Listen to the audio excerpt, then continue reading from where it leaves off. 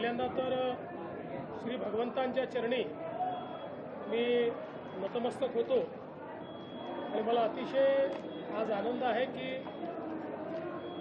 भगवंतांच्या प्रकट दिनोत्सवाच्या निमित्ताने बार्शीच्या ऐतिहासिक नगरीमध्ये मला येण्याची संधी मिळाली आणि विशेषतः आपल्या सगळ्यांना कल्पना आहे की हे अतिशय प्राचीन अशा प्रकारचं मंदिर आहे। जवळजवळ याचा उल्लेख हा 10व्या शतकातही सापडतो, 11व्या शतकातही सापडतो आणि या सोलापूर जिल्ह्याचं महत्त्व असं आहे की भगवान श्री विष्णूंनी या ठिकाणी घेतलेले अवतार हे आपल्या भक्तांकरता घेतलेले अवतार आहेत। अंबरीश राजाकरता घेतलेला अवतार हा भगवंतांचा अवतार आहे आणि पुंडलिक भक्तांकरता घेतलेला अवतार हा श्री विठ्ठलांचा अवतार आहे। त्यामुळे मला असं वाटतं की हा जो आपला इतिहास आहे, हे जे आपलं स्थापत्य आहे, हे जे आपलं अध्यात्म आहे, ही जी आपली संस्कृती आहे ती जपणं अत्यंत गरजेचं आहे आणि या सगळ्या परंपरा ज्या इतक्या वर्षापासून चालत आलेल्या आहेत त्यातनं जे लोकपरंपरा तयार झालेल्या आहेत या सगळ्या गोष्टी मला असं वाटतं महत्त्वाच्या आहेत आणि म्हणूनच मागच्याही काळात भगवंतांचं दर्शन घ्यायला मी आलो होतो, पण राजाभाऊ राऊतांचं सातत्याने आग्रह होता की प्रकट दिन उत्सवाच्या निमित्ताने या ठिकाणी आलं पाहिजे आणि मला देखील खरं म्हणजे ती संधी हवीच होती। त्यामुळे आज हे दर्शन मला प्राप्त झालेलं आहे।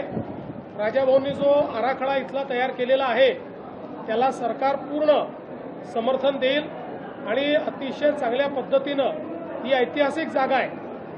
पुराणांमध्ये याचा उल्लेख आहे, विष्णू पुराणात आपल्याला त्या ठिकाणी उल्लेख पाहायला मिळतो की कशा प्रकारे दुर्वास ऋषींचं जे गर्भहरण आहे ते या भागामध्ये खऱ्या अर्थानं झालं होतं आणि म्हणून अशा या आपल्या सांस्कृतिक ठेव्याला अधिक चांगल्या पद्धतीनं लोकांपर्यंत आणण्याचा प्रयत्न करण्याकरता हा जो काही आराखडा या ठिकाणी मांडलेला आहे तो निश्चितपणे त्याला आम्ही समर्थन देऊ।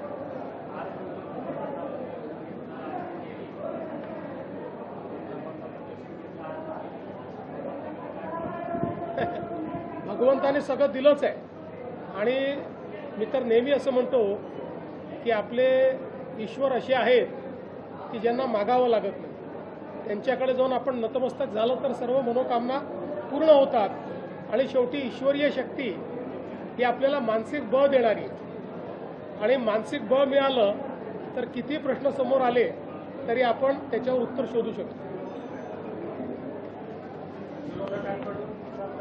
भारतीय जनता पार्टी बाबतीत बोललं जातं भाजप हा शहरी लोकांचा आणि शहरी मतदारांचा पक्ष आहे, परंतु मागील 2 महिन्यापूर्वी बार्शी तालुक्यात जिल्हा परिषद आणि पंचायत समितीच्या निवडणुका झाल्या।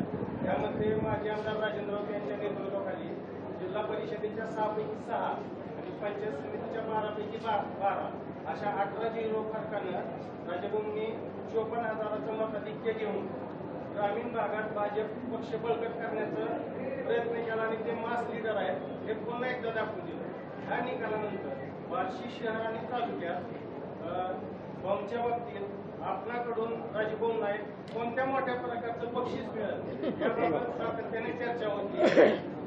मला असं वाटतं की या निवडणुकीचा जो निकाल आहे तो एक प्रकारे जनतेने मागच्या काळात जी चूक केली त्याची जाणीव होऊन एक मोठा आशीर्वाद हा राजाभाऊंना जनतेने पुन्हा दिलेला आहे। किंबहुना सातत्याने वर्षानुवर्ष जनतेची सेवा करणारे, जनतेकरता संघर्ष करणारे राजाभाऊ आहेत। त्यामुळे मी एवढंच सांगेन की त्यांना अजून भरपूर राजकीय आयुष्य आहे, अनेक पदं त्याच्यामध्ये मिळतील आणि निश्चितपणे त्यांच्यासारख्या नेत्याची भारतीय जनता पार्टीत कदरच होती। विधान परिषदेच्या जे आहेत राजाभाऊ राऊतांचं नाव चर्चेत या चर्चेत काय शक्यता आहे? असं आहे की विधान परिषदेकरता कुठली नावं आहेत, त्याचं काय होणार आहे याचा निर्णय काही मी घेत नाही, तो आमचं देशाचं पार्लमेंटरी बोर्ड घेतं। त्यामुळे तिथनं निर्णय जे काय होतील त्यानुसारच सगळे निर्णय होतील। पण एवढंच सांगतो की राजाभाऊ राऊत यांना भविष्य आहे। साहेब, कोल्हापुरात 15पेक्षा अधिक तरुणींवर अत्याचार झाल्याचं समोर येते. लव जिहादचा संशय असल्याचं देखील समोर येते कोल्हापुरात. बघा, आता तुम्ही कुठल्या घटनेचा उल्लेख करताय त्याची माहिती माझ्याकडे नाही आहे. त्याची माहिती घेऊनच मी त्या संदर्भात बोलेन.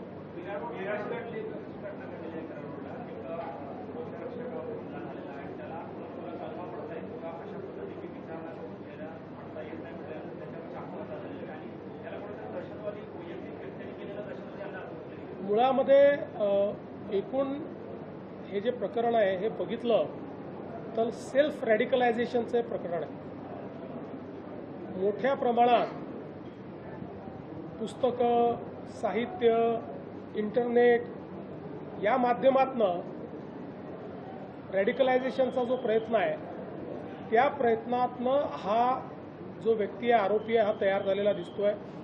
त्यामुळे याला केवळ काहीतरी आपल्याला जिहाद करायचा आहे आणि जिहाद करायचा म्हणजे इतर धर्मियांना मारायचं आहे अशा पद्धतीच्या विचाराने पेटून त्यांनी हे कार्य केलेलं आहे. त्याला पकडलेलं आहे. आता ATS आणि NIAची मदत घेऊन या रॅडिकलायझेशनच्या पाठीमागे कोण कोण आहे हे देखील या ठिकाणी शोधण्यात येईल.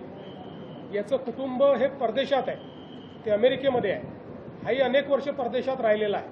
त्यानंतर इथे आल्यानंतर पहिल्यांदा कुर्ल्यामध्ये आणि त्याच्यानंतर नवानगरला तो राहायला आला.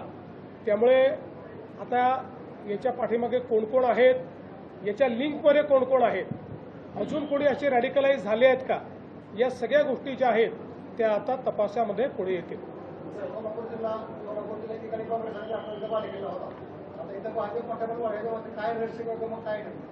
माझ्या आजूबाजूला बसलेले सगळे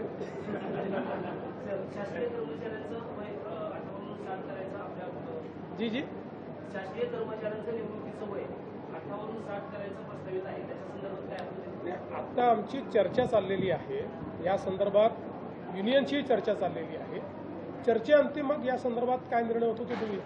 राजाभाऊंच्या कार्यक्रमापासून मागणी आहे ज्या पंढरपूरला मुख्यमंत्र्यांची जशी पूजा होते आषाढीची तशाच पद्धतीची पूजा जी आहे ती कायमस्वरूपी पालकमंत्र्यांची असते. जे कोणी सोलापूरचे पालकमंत्री असतात त्यांच्या असते अशी मागणी आहे. जरूर याचा विचार करू. साहेब, एकनाथ शिंदे मुख्यमंत्री असताना पर्यावरण विभागाच्या वतीनं 11 तलावांना मान्यता दिली होती. मात्र मंत्री पंकजा मुंडेंकडून हा प्रकल्प रद्द करण्यात आला 11 तलाव. मला कल्पना नाही आहे. मी त्याची माहिती घेऊन सांगेन आपल्याला.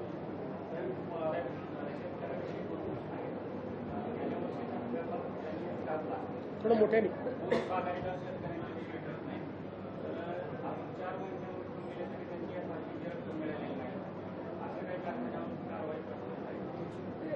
आपल्याला कल्पना आहे की महाराष्ट्रामध्ये दरवर्षी आपण FRP जी आहे ही 99% वर अचीव करतो. थोडं मागे पुढे होतं कारण मार्केटमुळे कारखान्यांवरही कधी आणि अनेक वेळा आपणही मदत केली आहे, सरकारने मदत केली आहे. याही वर्षी ऊस कारखानदारीच्या संदर्भात एक बैठक आम्ही घेतली. त्याच्यावर एक आम्ही सचिव समिती तयार केलेली आहे. या सचिव समितीला यावेळच्या हंगामापुढची काय अडचणी आहेत त्या अडचणींचा आढावा घेण्याकरता सांगितलेला आहे. त्यानंतर एक शिष्टमंडळ घेऊन पुढच्या काळामध्ये मी स्वतः केंद्र सरकारकडे जाणार आहेत. ज्या शिष्टमंडळामध्ये विशेषतः या ठिकाणी ऊस आणि कांदा उत्पादन यांचं एक शिष्टमंडळ घेऊन केंद्राकडनं याच्यामध्ये काय मदत मिळू शकते किंवा कशा प्रकारे नीती निर्धारण केलं जाऊ शकतं या संदर्भातला निर्णय आम्ही करणार आहोत.